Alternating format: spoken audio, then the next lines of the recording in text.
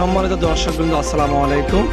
যুব উন্নয়ন অধিদপ্তর থেকে অপ্রাতিষ্ঠানিক বায়োগ্যাস প্লান্ট প্রশিক্ষণ নিয়ে একজন সফল উদ্যোক্তার কাহিনী শুনবো আজকে।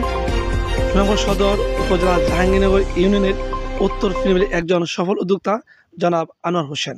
আসসালামু আলাইকুম, আমি মোহাম্মদ আনোয়ার হোসেন, আমার গ্রাম উত্তর ফিনিবিল। আমি গত কিছুদিন আগে যে শুনতে পারলাম যাদের গরুর ফার্ম আছে তাদের জন্য একটা ট্রেডিং আসছে যে আমাদের এলাকায়। তখন আমি তাদের সাথে যোগাযোগ করি শাহ আলম স্যারের মাধ্যমে। যোগাযোগ করে তাদের মাধ্যমে আমি একটা ট্রেডিং নেই।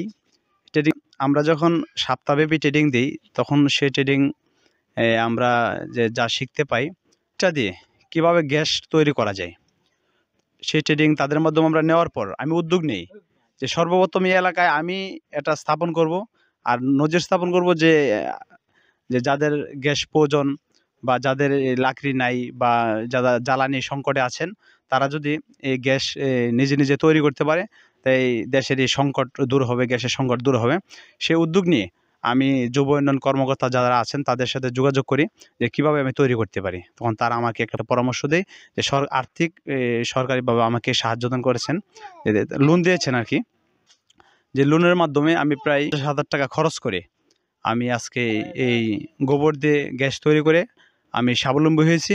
আর আমি প্রত্যেককে বলবো যারা এই গোবর দিয়ে গ্যাস তৈরি করে নিজে স্বাবলম্বী হতে চান তারা এই উদ্যোগটি গ্রহণ করুন।